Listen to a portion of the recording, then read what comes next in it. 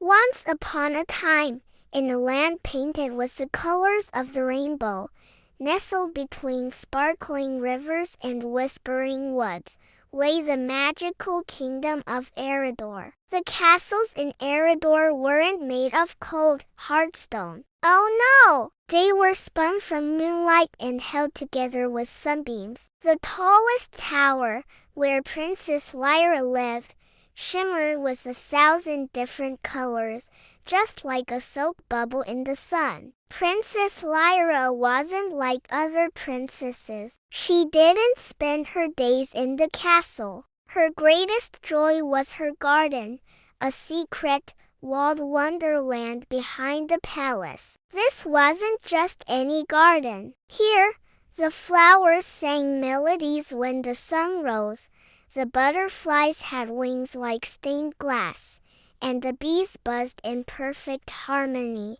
creating a symphony of nature. Lyra's best friend was a tiny, mischievous creature named Pip. Pip was a Glimmerwing, a pixie-like being with wings that sparkled with stardust and left a trail of faint, golden light wherever he flew. He was no bigger than Lyra's thumb, but his heart was as vast as the kingdom itself. He would perch on her shoulder, his tiny voice a cheerful chirp in her ear, as she tended to her magical plants. One morning, something was wrong. A strange silence had fallen over the garden. The singing flowers were quiet, their petals drooping. The butterflies rested on leaves, their colorful wings dull. A mysterious gray mist clung to the ground, chilling the air. Lyra's heart sank. She noticed that the heart of her garden,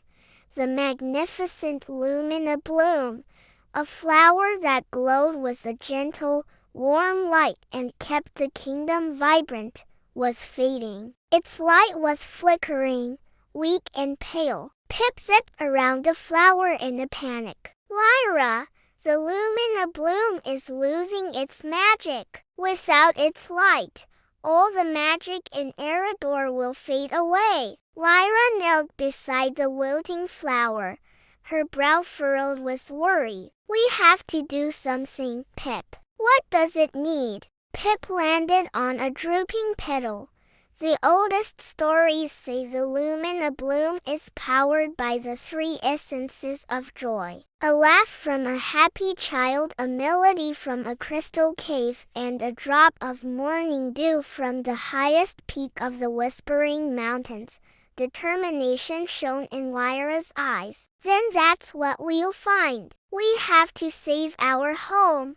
Without a second thought, Lyra and Pip set off on their grand adventure. Their first stop was a nearby village, where children usually played with gleeful shouts. But today, the gray mist had reached the village too, and the children sat listlessly, their toys forgotten. Lyra knew she couldn't just ask for a laugh. It had to be genuine. Thinking quickly, she remembered a game her father used to play. She gathered some smooth, colorful stones and began to juggle them. At first, it was clumsy, and she dropped them, making a funny clatter. Pip, seeing her plan, started zipping between the falling stones, pretending to be hit and tumbling dramatically through the air with tiny, squeaky yelps. A little girl giggled. Then another boy chuckled. Soon,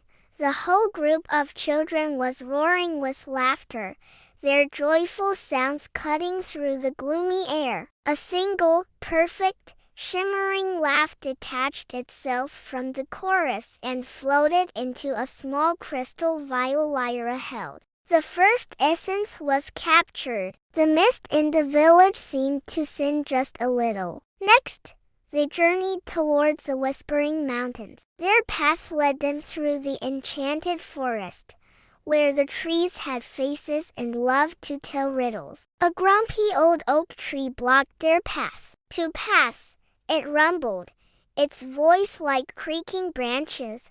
You must answer my riddle. I have cities, but no houses. I have mountains, but no trees. I have water, but no fish. What am I?" Lyra sobbed for a moment, her finger tapping her chin. Pip buzzed around her ear, whispering silly guesses. "A giant's dinner plate," he chirped. Lyra smiled and looked at the oak. "You are a map," she declared. The old oak tree's face broke into a wide, woody grin. "Correct. You may pass, clever princess." The branches that blocked their way lifted, opening the path ahead. Finally, they reached the foothills of the Whispering Mountains. Getting to the crystal caves wasn't easy. They had to cross a chattering river by hopping on the backs of friendly turtles who agreed to carry them across. Once inside the cave, they were amazed. The walls were lined with giant, colorful crystals that hummed with a low, magical energy. This was the source of the crystal melody, but the melody was faint, disharmonious. In the center of the cave, a family of stone sprites were arguing over which crystal shone the brightest. Their bickering was creating a clashing, unpleasant noise. Lyra approached them gently. "Your crystals are all so beautiful," she said kindly. "But I think they'd be even more beautiful if they worked together. What if you tried to make them hum in harmony?" The sprites, surprised by her kindness,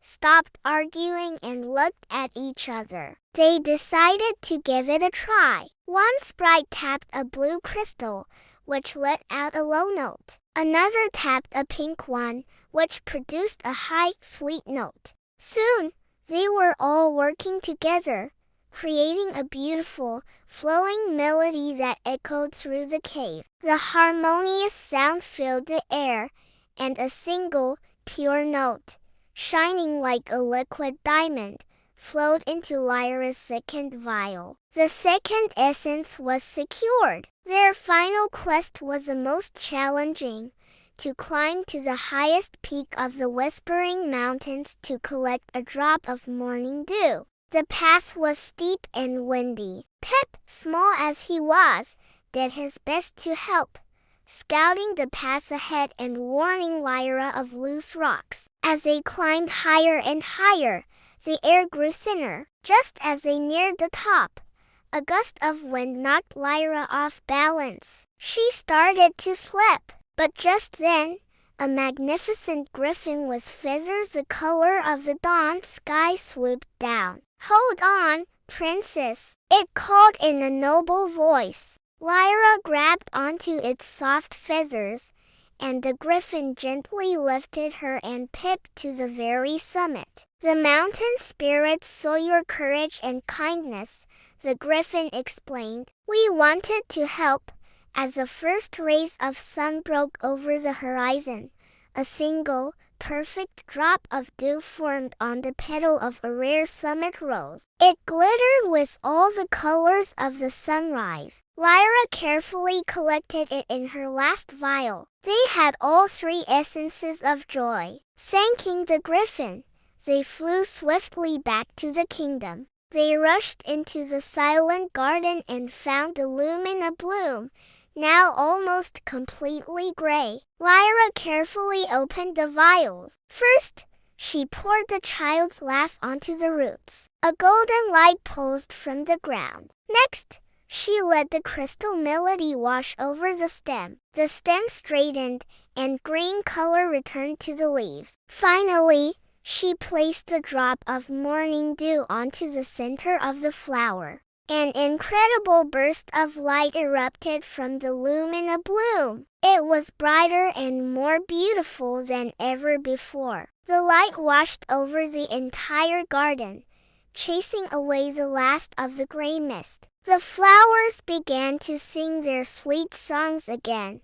The butterflies danced in the air, their wings brilliant and dazzling. The magic flowed out from the garden, across the village, and throughout the entire kingdom of Aeridor, restoring its color and vibrancy. From that day on, Princess Lyra was known not just for her magical garden, but for her courage, her kindness, and her adventurous spirit. She learned that the true magic of her kingdom didn't just come from a glowing flower, but from joy, harmony, and helping others. And she, along with her best friend Pip, continued to have many more wonderful adventures, ensuring Aeridor would forever remain a land of happiness and light.